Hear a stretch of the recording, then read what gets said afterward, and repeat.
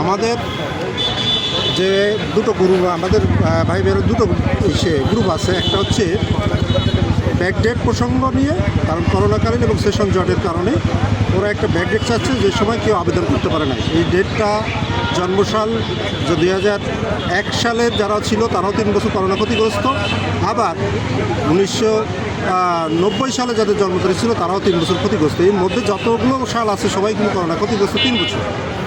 এই জন্য এই 3 বছর তারা চাচ্ছে। আর দেখেছি আমরা অনার্স মাস্টার্স কমপ্লিট করতে গেলে মিনিমাম 2 থেকে 3 বছর সেশন জট থাকে, বলে যে 5 বছরে আমরা ব্যাকডেট চাচ্ছি। পাশাপাশি আমরা বয়সের যে আন্তর্জাতিক মানদণ্ড আছে ইন্ডিয়ার, আমরা দেখেছি তাদের ওখানে 40 বা ক্ষেত্র বিশেষে তাদের উন্মুক্ত আছে। তো আমাদের এখানেও আমরা চাচ্ছি বয়সের সংস্কার, যেহেতু একটা বয়স একটা যে দাসত্ব, এই দাসত্বকে মুক্ত করতে।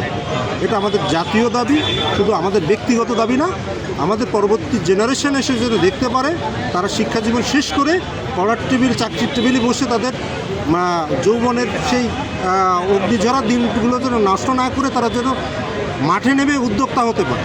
যদি তারা উদ্যোক্তা হয়ে সম্ভব না হয় তাহলে তারা একটা অংশ চাকরিও করতে পারে।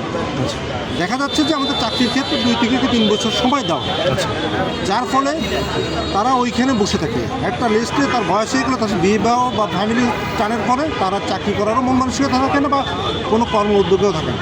তার মানে আপনারা বলতে চাচ্ছেন যে করোনার কারণে যে বছরগুলো লস গেছে, তারপরে 24-এর আন্দোলনের সময়ও কিছু সময় নষ্ট গেছে, এই জন্য আপনারা ব্যাকডেট চাচ্ছেন। আর এটার ব্যাকডেট চাচ্ছি।